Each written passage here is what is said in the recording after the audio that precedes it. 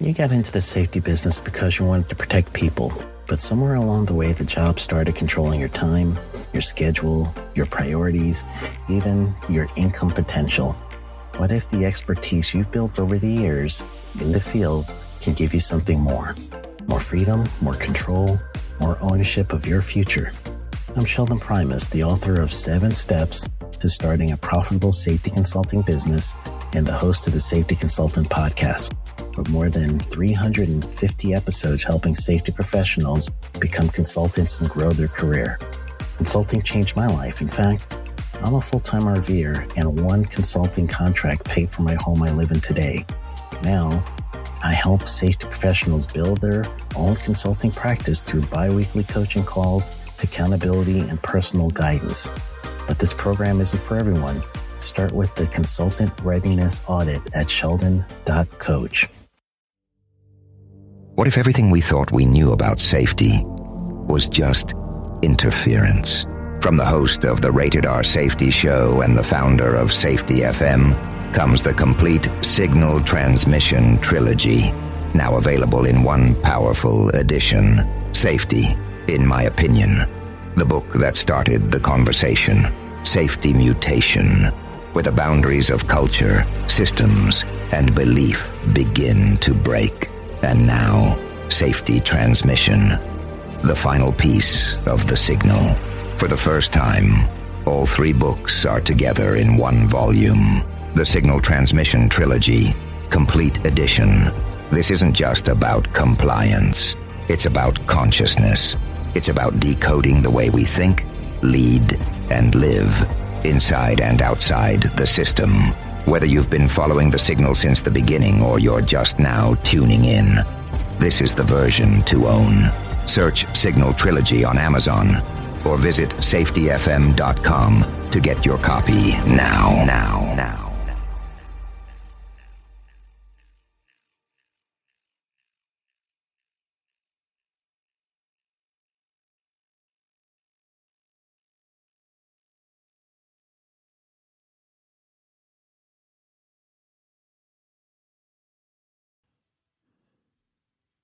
Hi, this is Jim from Safety Wars. Before we start the program, I want to make sure everyone understands that we often talk about OSHA and EPA citations, along with some other regulatory actions from other agencies, legal cases, and criminal activity. Everyone is innocent until proven guilty in a court of law. Proposed fines are exactly that, and they are often litigated, reduced, or vacated. We use available public records, news accounts, and press releases. We cannot warranty or guarantee the details of any of the stories we share, since we are not directly involved with these stories, at least not most of the time. Enjoy the show.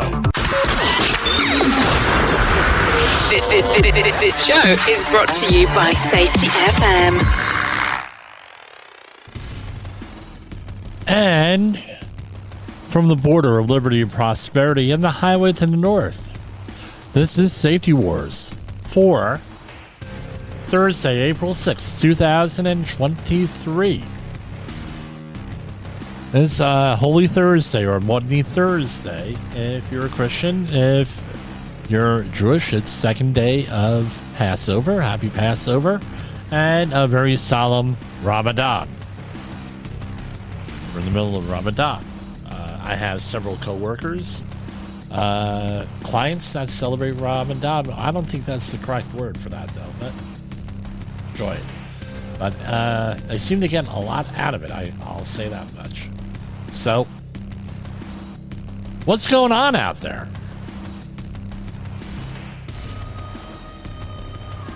A lot of stuff going on. That's what's going on. So, we were a little bit indisposed with family activities this week. Hoping to be more regular here on our live show.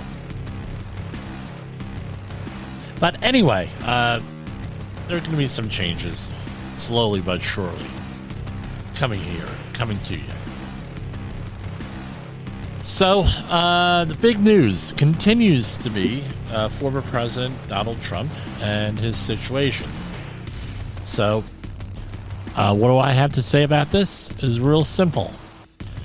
The next court proceeding or court date for him on this issue is going to be sometime in December, the beginning of December, 7th or 8th or something like that. And this is going to be going on and on and on and on. And it's a distraction. Like I've always said, it's a distraction. There's a lot of stuff going on out there in the world that we really need to be paying attention to that we're being distracted from. One of them is safety. So I've been thinking in the last couple of weeks since I've been on Coast to Coast AM, what is the safety war? How do we define it? What is it? Everything else along those lines. Well, and why do we need a safety war? It's war for your safety, for the national safety, for your community's safety, for your workplace's safety. That is what it is. It's a war out there. Now you're going to say, well, that's a little bit extreme. Okay. Every year we have roughly 5,000 fatalities in the workplace. Every year.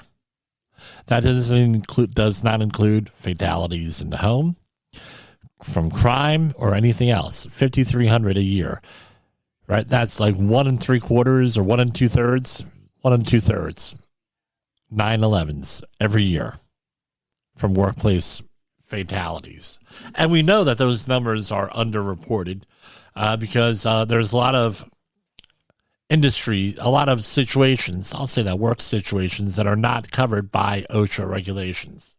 For example, if you're self-employed. And that's why a lot of companies in high injury areas like roofing, they hire all what they call independent contractors. And then all of a sudden, the IRS has been cracking down on that. I call them 1099 people, ordinary income people, independent contractors. And they improperly classify them. And then they say, well, we don't have to, they're not our people. There was a recent case where a roofer was cited by OSHA, and he said, well, they're not my employees, so you can't cite me. And OSHA had a devil of a dime with that one and ended up going to the Occupational Safety and Health Review Commission, and OSHA lost. Right? I think the IRS probably visited them next. So, there's 2.8 million workplace injuries a year, and we know that that's underreported. Right? Why? Because a lot of companies out the back door use their own health insurance, or if they don't give people any help at all. That's happened already. I've seen that already in the industry. So we have a lot of stuff going on out there. So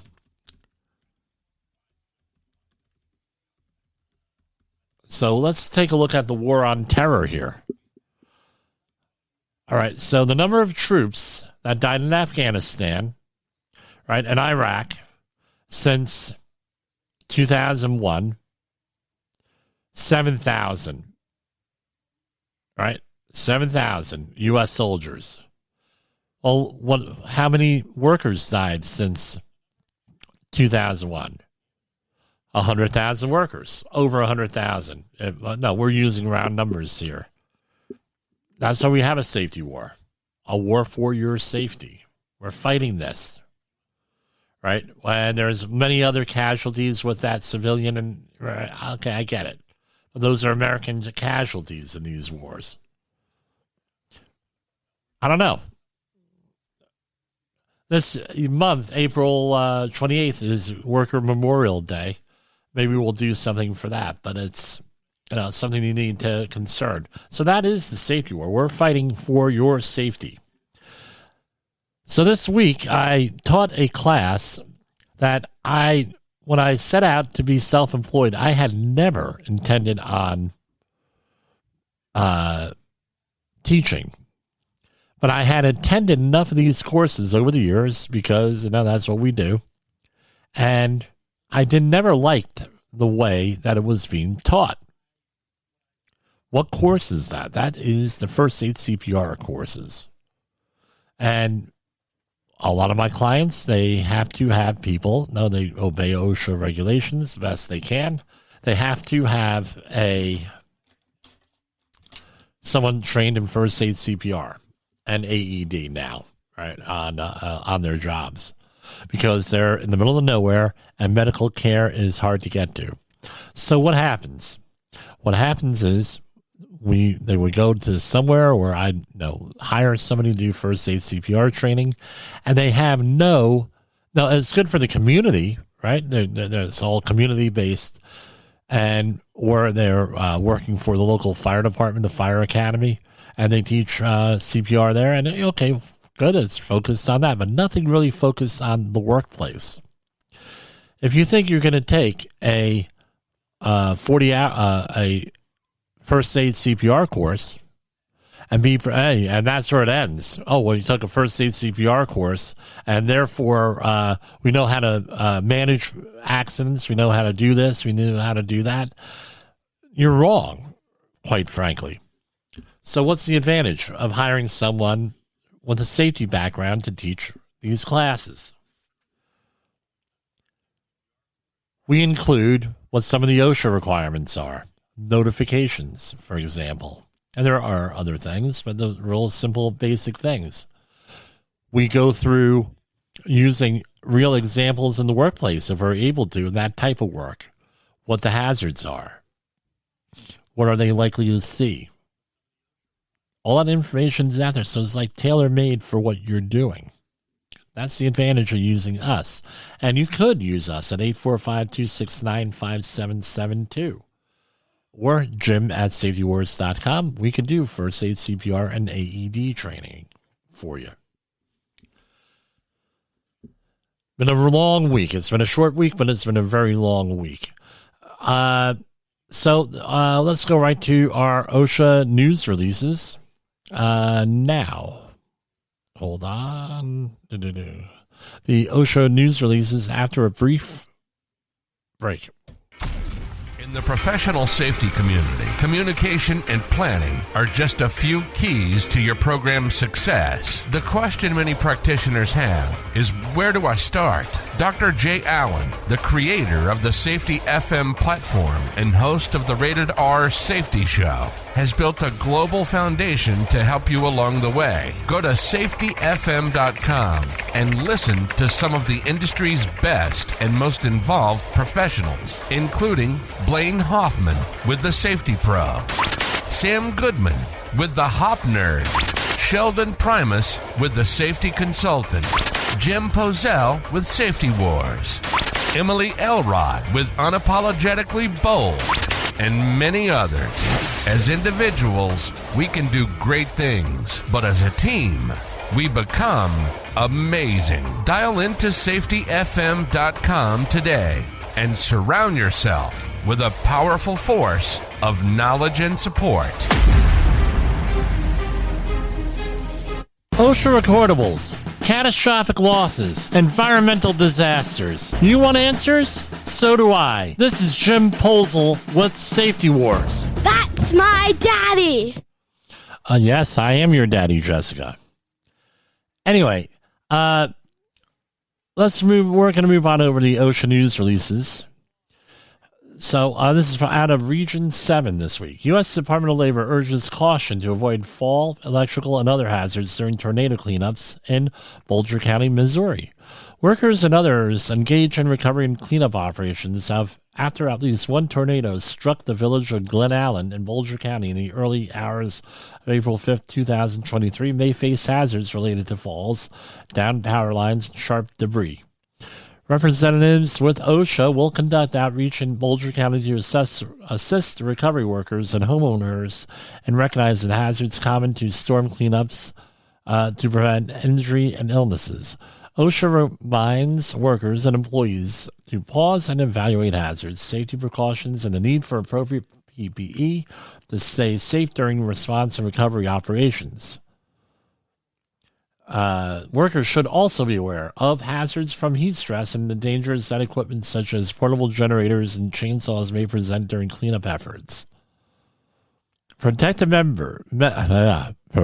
measures should also always include evaluating work areas for hazards, using engineering or work practice controls to minimize hazards, wearing proper clothing and using PPE, assuming all power lines are live, using portable generators, saws, ladders, and other equipment properly, following safety precautions in traffic work zones, using fall protection when working on heights over 6 feet, and the proper use of vehicles and other equipment such as front-end loaders.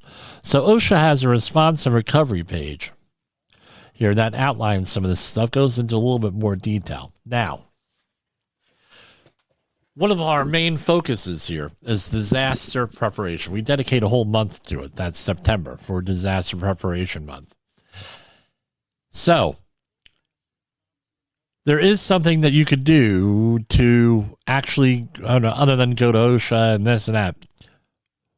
We also do here disaster response worker training. There is a 7.5-hour course and a 15-hour course for that. Now you can say, well, why would we need that? What have you? So if you're an employer, all right, a couple of things happened after 9/11, and actually with Katrina, and some of the Gulf oil spills, things of that nature. Good, well-intentioned people, companies, and everything else went out there, and people got hurt. People got exposed. A disaster site cleanup, a disaster recovery is different than a construction environment. It's different than a general industry environment. It's different from a maritime environment.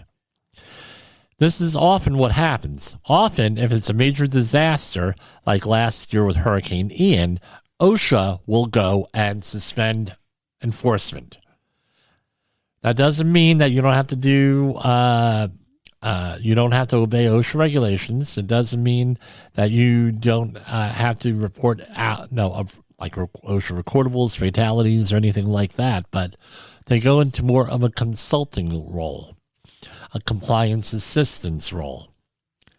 And what happens? People, again, lacking PPE, lacking experience. Maybe they need a quick dime, so they're going to go and they'll get hired by a recovery company temporarily. They'll get minimal, if any, training at all, and it's a problem. So what do you end up having to do?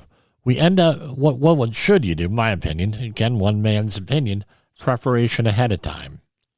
Assess what types of hazards that you're going to be encountering or likely to encounter, right? Assess, analyze, talk about it, think about it. How are we going to do this? Prioritize. All of that goes into it. And then lastly is act.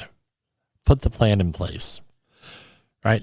And it's very congruent with HOP, where you're creating capacity. When you're human organizational performance, where you're creating capacity and resilience to get into to make things safer, so you're more prepared and everything else. You're adding capacity.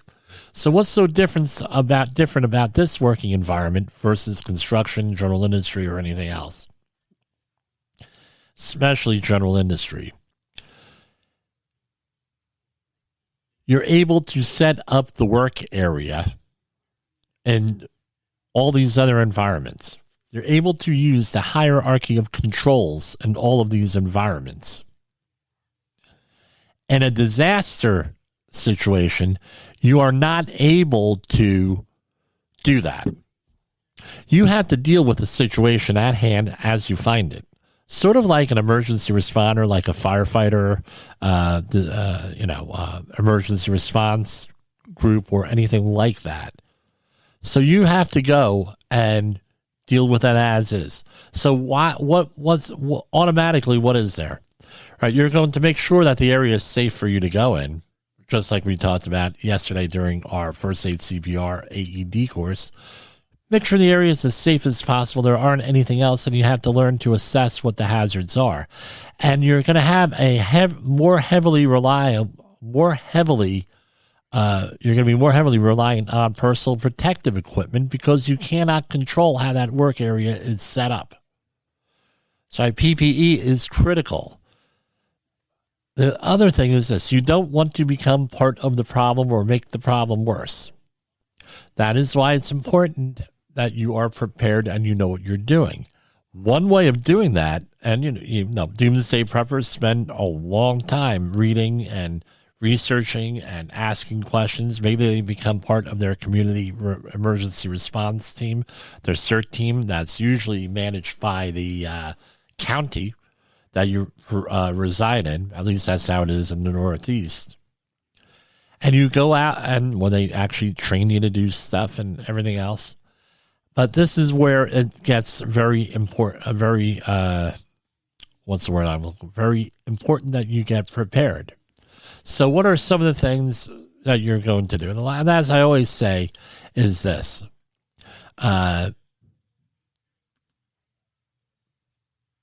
Right, so we're going to go over the American Red Cross, their website, and there's a link on OSHA for that. Right, what to do before a tornado hits. Right, let's talk about tornadoes. Find shelter locations from high winds in the places where you spend a lot of time. Right, so often people have safe rooms or safe areas in their basement, right, that can withstand high winds.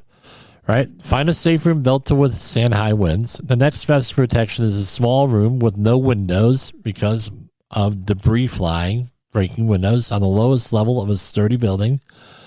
And mobile manufactured, this is American Red Cross here, right? Mobile manufactured trailer homes and RVs are not safe in high wind events. Plan ahead by finding a sturdy building to shelter in before a tornado watch or warning. So again, find out what you're gonna do. Where are you going to go with a tornado? Amazon, in some areas of the country, actually has tornado drills. I've been in airports, so they have not tornado drills, tornado safe areas.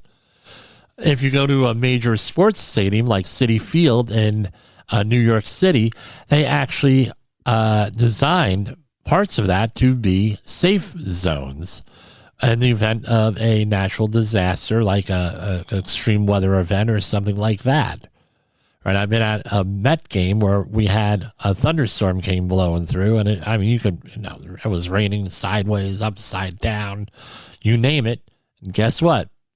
They had everything there ready to go.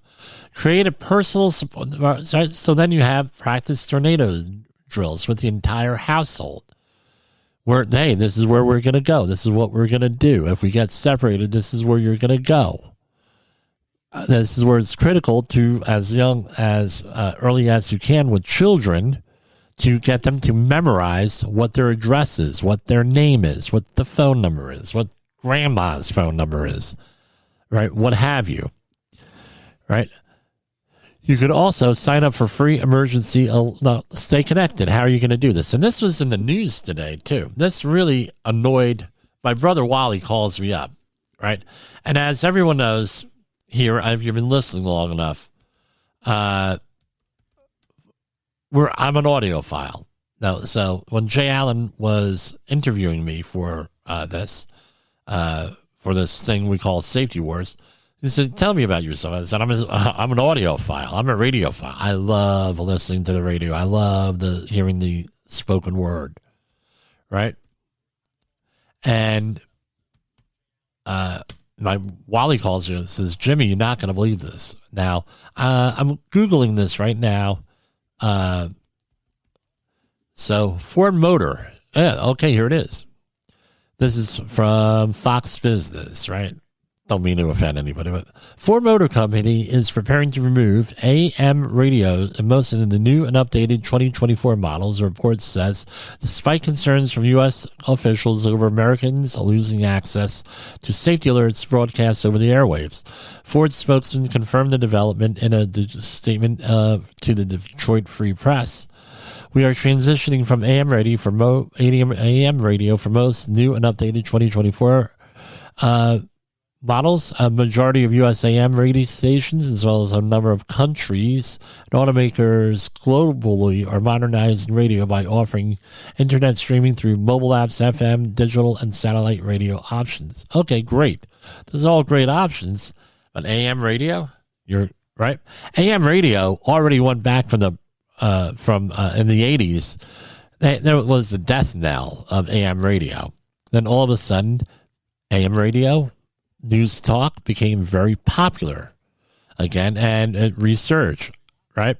I remember in the New York area when you had WABC radio, music radio, 88 and 66 AM, WNBC with the morning host was Don Imus. They used to play music. Then all of a sudden, they didn't play music, and they went to sports talk and talk radio after that. Right? AM radio has certain advantages. Right? And ubiquitous. Everybody used to have an AM radio. My backup radio is an AM radio. My car, I have AM radio. You don't have to sign up for emergency alerts. You don't have to do anything like that if you have an AM radio. Is it a good idea to do emergency alerts? Yeah, great. No, we have a reverse 911 system in my town where the town will call us up. We have a weather radio. We have backup. We have all this stuff. Now you're going to get rid of AM radio? Really? You're going to rely on satellites? You're going to radio? That may not work. You're going to rely on how many people have a portable satellite radio? Not too many people.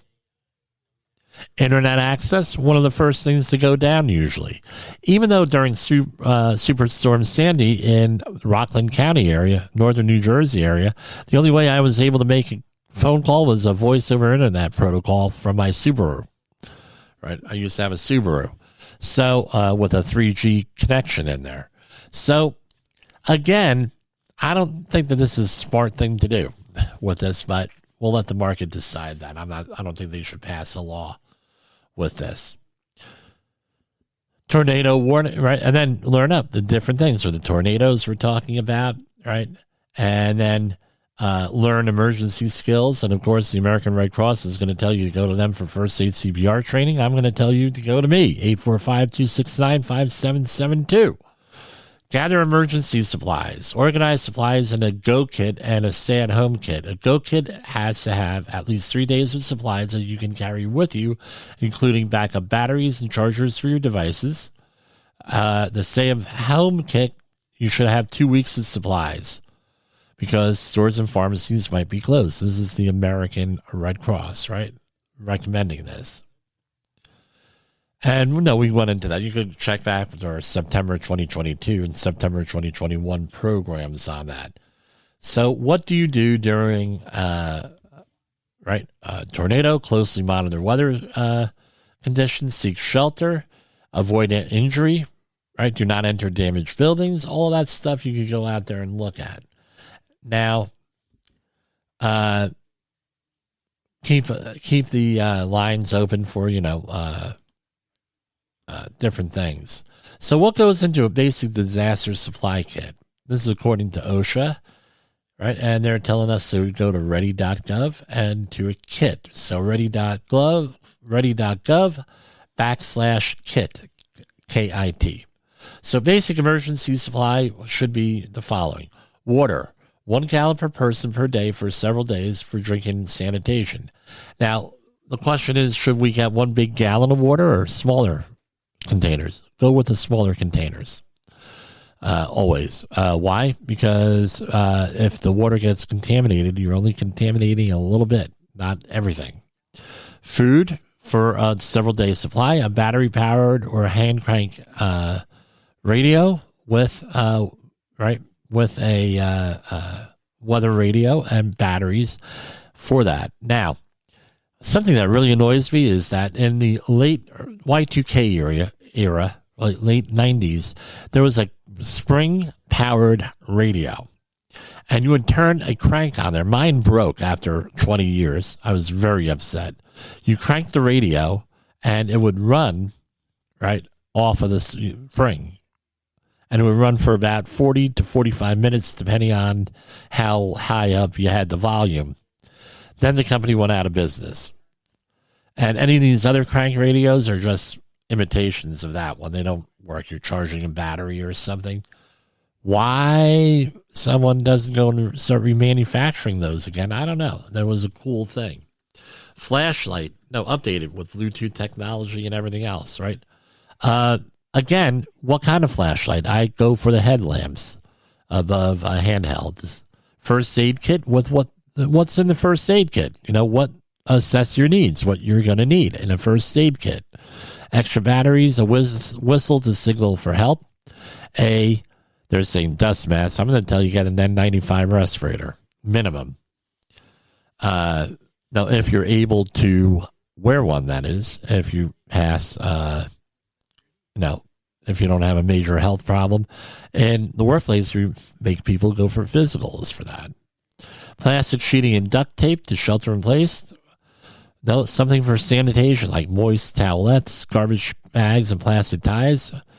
Basic tools, all right, wrenches, pliers, scissors, screwdrivers, that sort of thing. Manual can openers, not for food. Local maps, and a cell phone with chargers and a backup battery. So, and since spring of 2020, CDC has recommended people include some other stuff in there because of COVID and other biohazards, pathogens. So you can go check that out on ready.gov/kits. So all that goes in there. Now, let's go back here, right? U.S. Department of Labor investigation of 29-year-old sanitation worker's leg amputation finds Ohio food processor again ignored safety issues. This is out. They're getting $1.9 million in penalties for failing to train workers, and the plant cited for 2 weeks prior to this incident. While working on the overnight sanitation shift at an Ohio food processing plant, a 29-year-old temporary worker, right, on the job 9 months. Temp workers are a problem because usually they get no training, or they're being a company, they go to a temp agency and they get rented out as a temporary employee, right, quote-unquote employee. Usually don't get paid as much, usually don't have training, as this guy was. And then the person hiring the temp agency, becomes the employer, the de facto employer, and gets wrapped up in the whole thing rather than anything else. So what happens, let me go back and explain that. So you're a company, right? I'm not saying this company did this, but let's say you're a company. You say, I need a temporary workforce, so I'm going to hire this other company to do the work, right? The manual labor, what have you. Temp agency. Now, the thinking by the many employers is they're not my employee. I am not responsible for OSHA for them, right? But the way OSHA looks at this is, and the legalities, is that this has now become a multi-employer work site, and now everybody is responsible for different things and what have you. You get hurt, right? OSHA may cite everybody here, and that does happen. So here we have this employer. This might have happened here with the temporary workers. So they did not train sanitation workers to lock out the equipment, and I haven't looked at the citation. Everything here is a fresh look. Did not train sanitation workers to lock out the equipment prior to cleaning, exposing them to moving machine parts. OSHA cited the plant for similar violations less than 2 weeks before the injury. OSHA proposes a $1.9 million penalty after citing 11 willful, 4 serious, 1 repeat, and 1 other than serious violation. And the company is in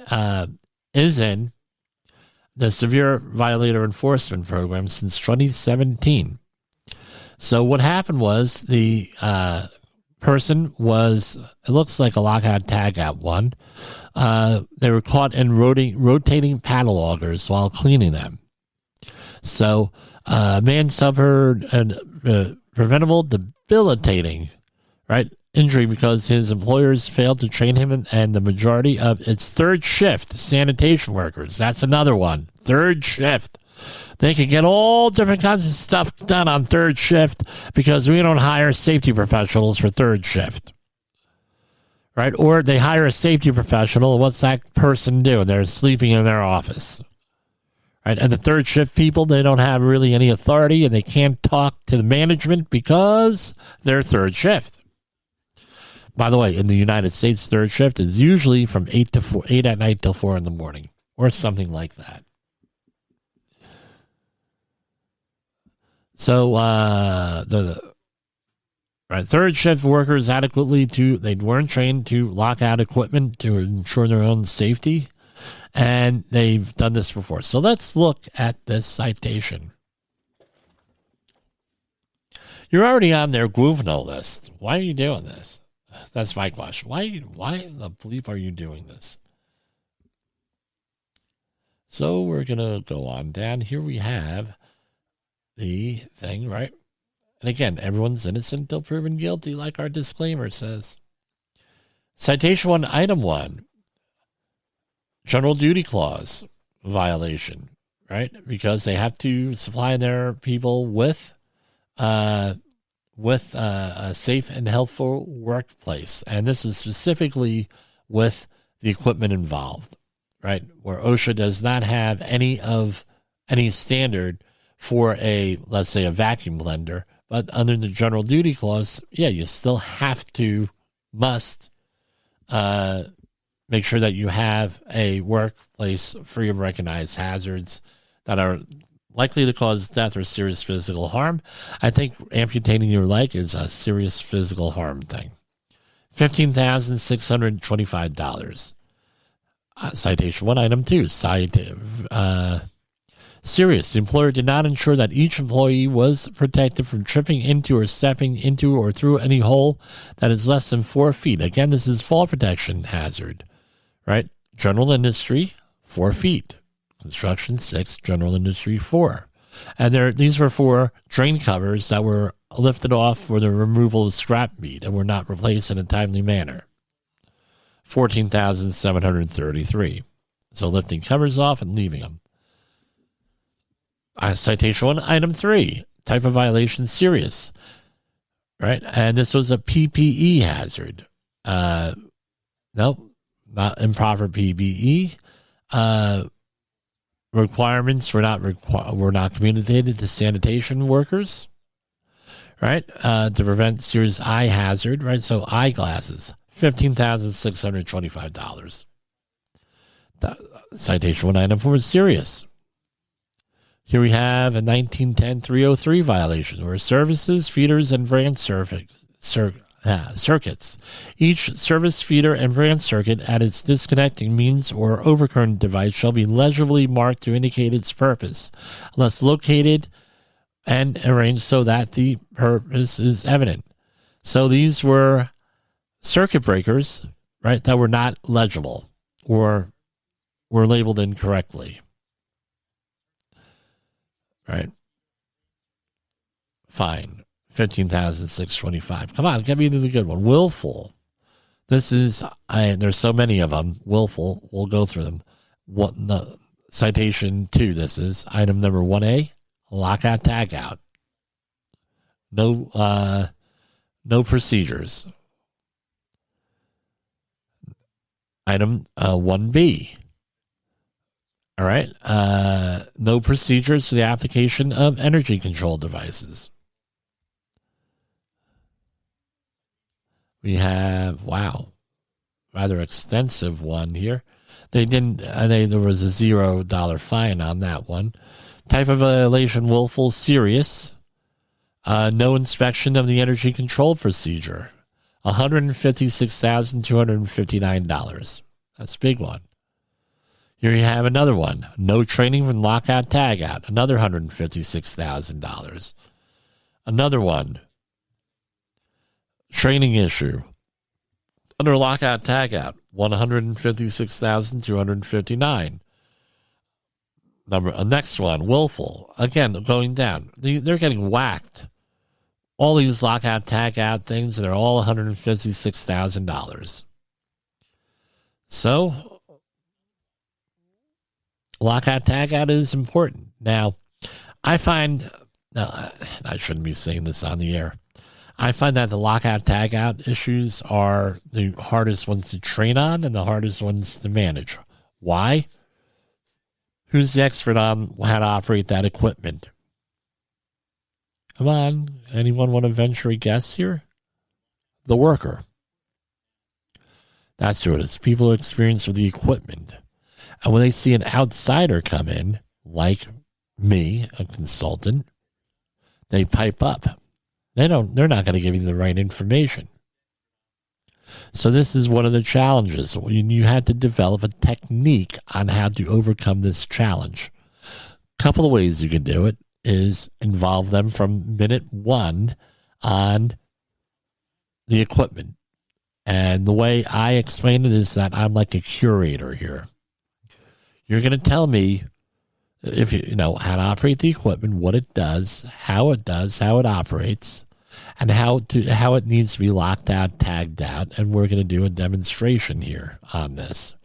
This way, you're giving them like the control a little bit, but you're not really. It's like a directed type of discussion or conversation, and you're now giving them respect that they deserve, right? Here for the equipment and for operating it and being a competent person with that. I mean, competent meaning they know what they're doing, not a competent like a OSHA competent person. Involve them. That's all I'm having to say. If you don't do that, you can't do the job. My experience.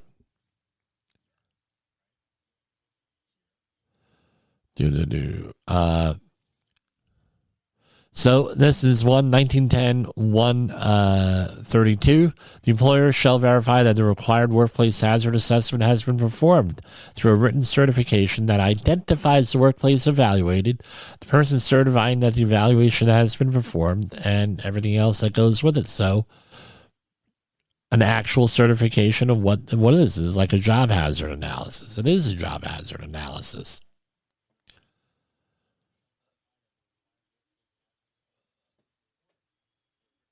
All right, and this was with formic acid with the cleaners. So it all came down to $1,929,000 and some change. A lot of money there for that.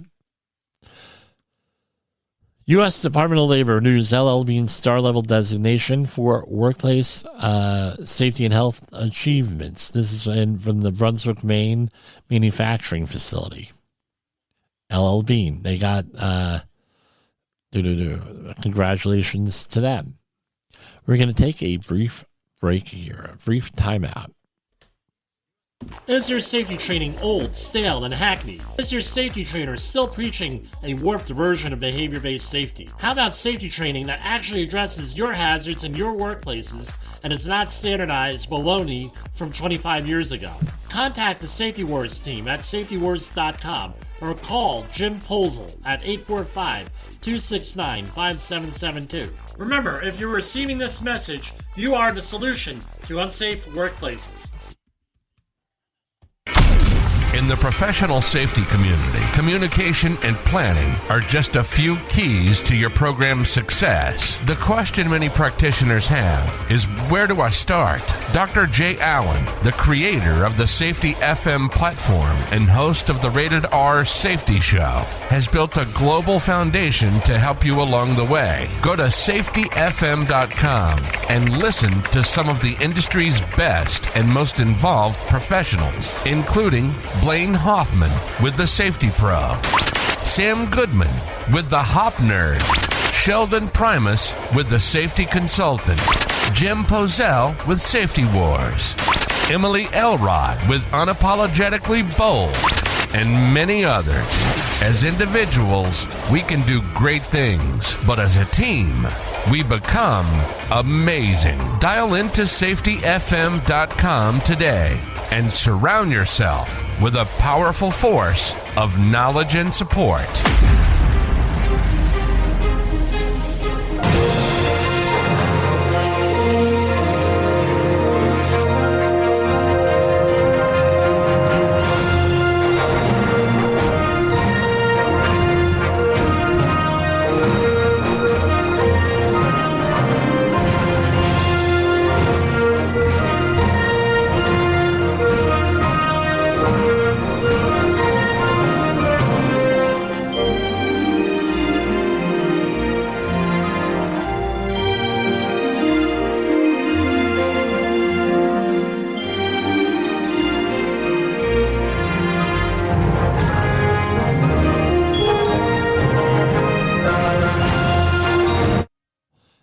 And we are back.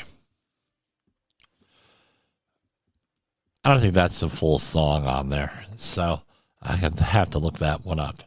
So, some other news here. We had in the Northeast here in the United States 2 trench collapses in the last 3 days here.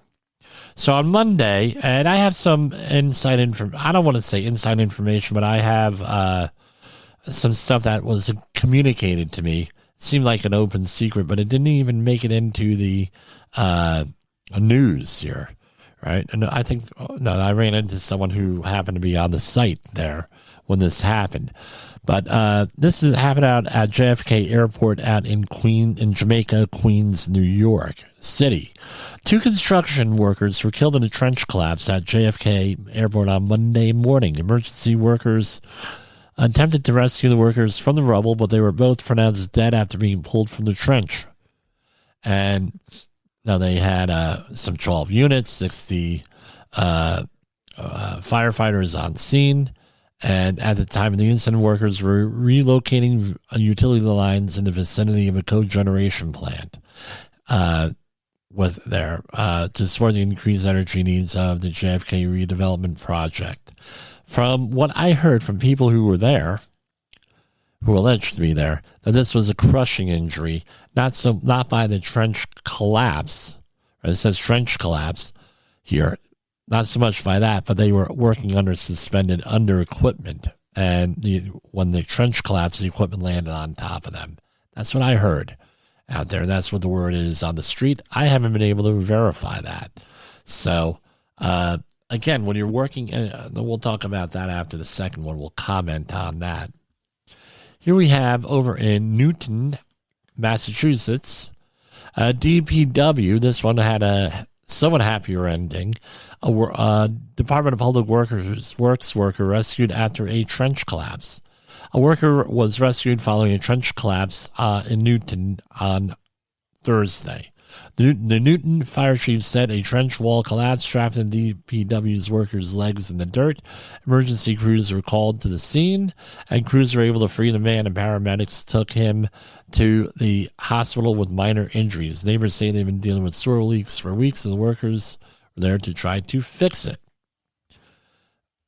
Right? So the Occupational Safety and Health Administration has been contacted. Well, that's nice, but they have no jurisdiction here because a DPW worker is a public employee. Not covered. I think Massachusetts has its own plan, but federal OSHA probably not going to get involved here. So, trenches. What's required? When you're dealing with a trench, first and foremost, it's considered construction. So if you're in a trench, right, which is generally speaking removing dirt, right, in from ground level, where making a hole where the sides are narrower than the depth. That's usually what an excavation is. But like with all construction work, what do you need? You need a competent person. What's an OSHA competent person? Someone who's able to assess the hazards and correct them. All right? And that person has to go and do an assessment every day. How are we going to do this? If you're going to be greater than 20 foot deep, you need a registered professional engineer from the state where the excavation is to design a protective system. And this is classic hierarchy of controls. You eliminate, you engineer, eliminate, substitute, engineer, administrate, and then PPE. So you try to eliminate the hazards before you get to PPE. The only problem is that I don't think there's any PPE for a trench collapse that I know of. Or maybe I'm thinking wrong here. Wouldn't be the first time I asked my wife. But so that person has to go out there and find out what the hell is going on.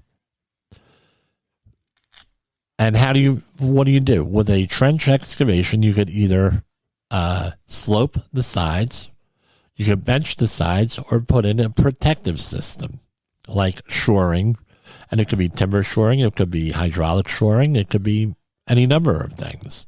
Whatever, those are primarily the two ones. And then the workers work inside where the shoring is, and or maybe a trench box, something like that, right?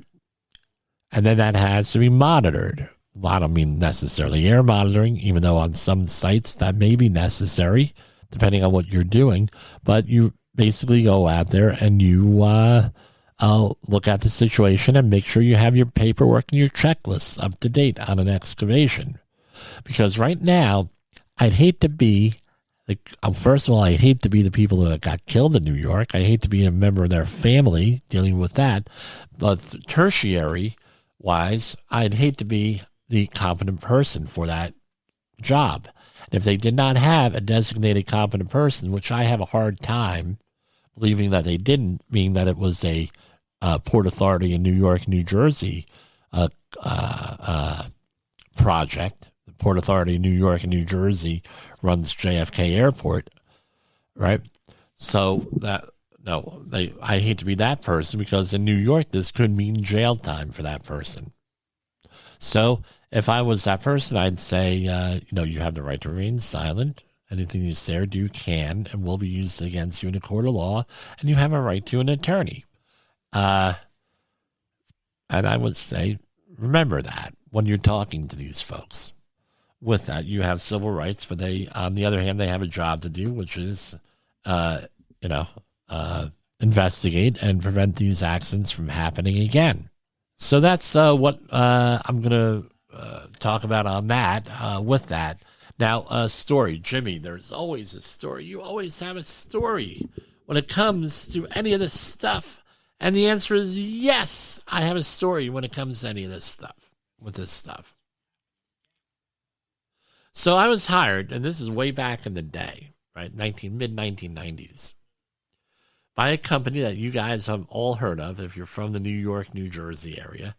And I was hired to be the competent person on the job. What do you think happened? They're digging a trench, and it was on a hazardous waste site. And they didn't want me to do an assessment, but I did an assessment. Air monitoring was required by contract because they're in a hazardous waste that had a volatile organic compound on it. We were using the old big HNU. I don't even think they're in existence anymore. A photoionization detector, and it came in two parts. Where you had the wand with the probe in it and the UV lamp, and you had a heavy-duty wire going into a box that gave you a readout based on resistance and ionization potential and all that stuff, right? We all know how that equipment operates. What ended up happening was that equipment was broken, deliberately broken by the contractor, by the site superintendent. So that way, there was no way that anybody could discern what was high, what was low, or anything else. So I said, look, again, no cell phones in those days. They were not, cell phones weren't popular. No, they called them car phones right then and there. No, there were no cell phones, really. They had them, but not really. And what do you think happened here? Well, I call up my boss. I find a payphone. I call my boss. My boss says, well, they're not letting you shut down the job? No. They're not letting you assess anything? No. Well, then guess what? You're not a competent person then. Real simple. Oh, okay, great. So what do you want me to do? Just hang out there and we'll send them a bill. But you're obviously not the competent person if you cannot assess anything because they broke the equipment. Wow. Don't you like how that works? Okay, and next story with that. Probiotics kill subway pathogens better than bleach, according to a study. A new study indicates that how we sanitize our germs can determine how at risk we are from catching a cold from a virus or bacteria. This is the conclusion after a 12-week study that began in September 2021 comparing two cleaning methods in Italian trains according to results published in Microbiome. This seems to validate pre-pandemic concerns that over-sanitation can be driving microbial adaptation. Ooh, that's interesting. Which is an issue of concern because it can lead to more virulent pathogens while lowering human resistance. The use of harsh chemicals is also toxic to humans, so you can have an IH issue on top of an IH issue. So, in the study, a probiotic cleaning using mild eco-friendly detergent contains spores of selected probiotics from the Bacillus genus. Right, Bacillus. What else is a famous bacillus?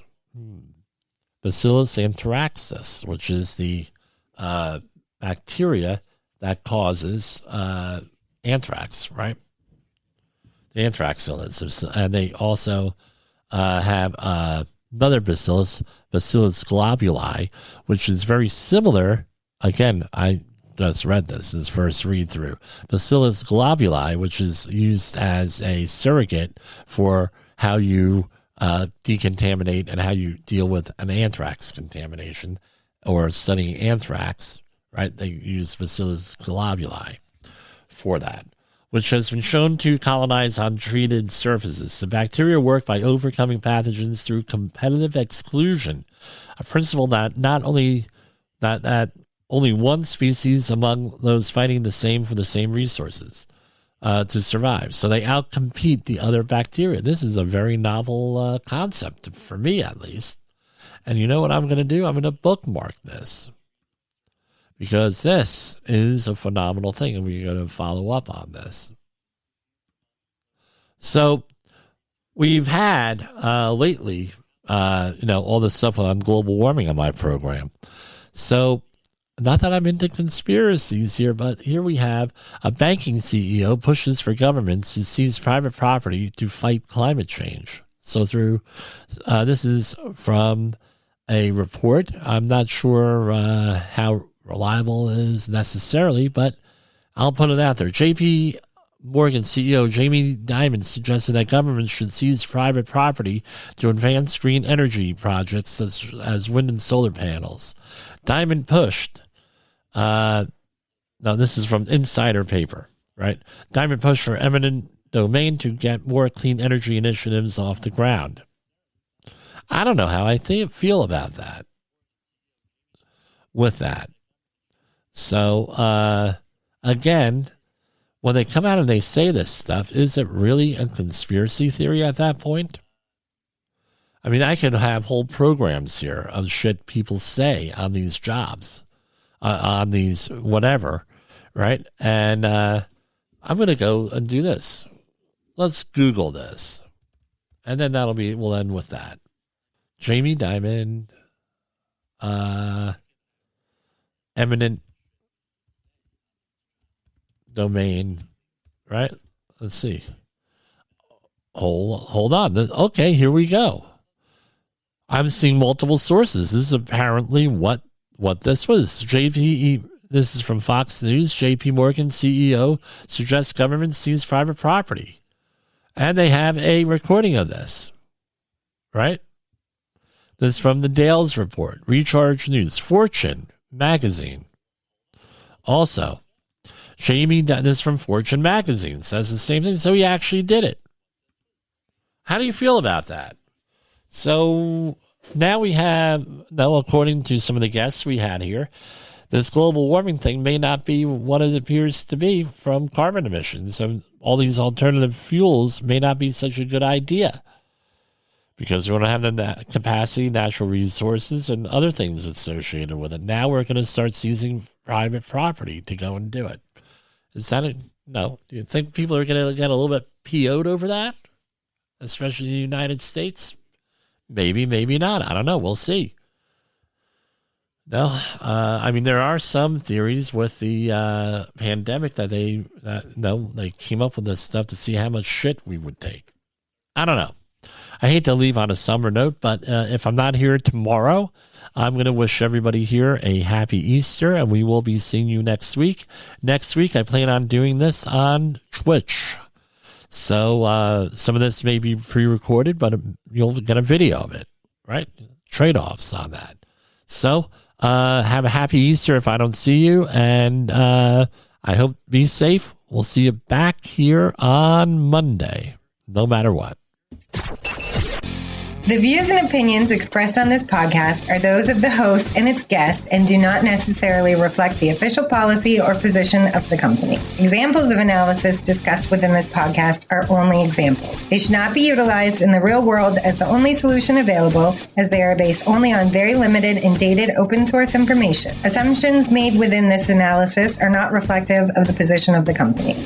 No part of this podcast may be reproduced, stored in a retrieval system, or transmitted in any form or by any means, mechanical, electronic, recording, or otherwise, without prior written permission of the creator of the podcast, Jay Allen.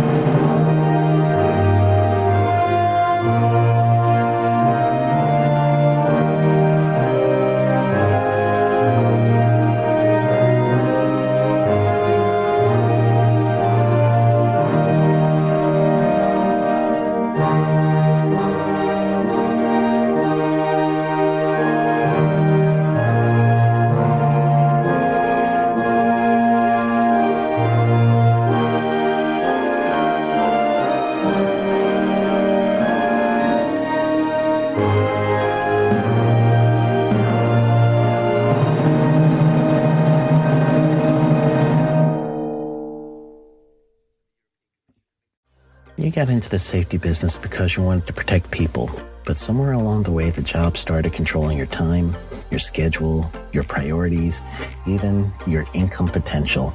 What if the expertise you've built over the years in the field can give you something more? More freedom, more control, more ownership of your future. I'm Sheldon Primus, the author of 7 Steps to Starting a Profitable Safety Consulting Business and the host of the Safety Consultant Podcast, with more than 350 episodes helping safety professionals become consultants and grow their career. Consulting changed my life. In fact, I'm a full-time RVer, and one consulting contract paid for my home I live in today.